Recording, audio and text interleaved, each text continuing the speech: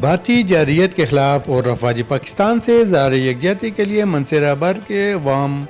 آل سیاسی پارٹیز، انجمن تاجران، مذہبی جماعتیں، سول سوسائٹی، پاک آرمی کے رضاکار سڑکوں پر نکل آئے۔ ختم نبوت، چوک نعرہ تکبیر، اللہ اکبر، پاک فوج زندہ باد اور پاکستان زندہ باد کے فلک شگاف نعرے گونج اٹھے۔ جگہ جگہ ریلیاں، شرکاء نے بھارت کے حالیہ حملے کی شدید مذمت کی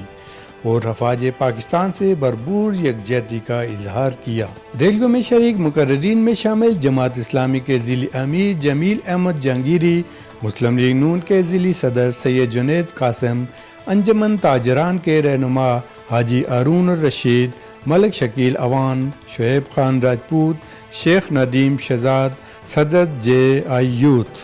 تحصیل میئر شیخ محمد شفیع، چیئرمین بفا پکھل، سردار شاہ خان، سعید خان تنولی، مسلم لیگ نون کے ذیلی جنرل سیکرٹری وسیم حسن سواتی، سید ابرار حسین شاہ، ڈاکٹر عبدالسلام، مرکزی مسلم لیگ مفتی وقار الحق عثمانی رہنما JUI فے، حاجی شاہد خان کالج درہ، حافظ مسعود، حاجی محمد حنیف اوان، رہنما چیمبر آف کامرس منصورہ، دیگر نے خطاب کرتے ہوئے کہا کہ گزشتہ بزدل بھارتی فوج نے رات کی تاریکی میں پاکستان پر حملے کی ناکام کوشش کی،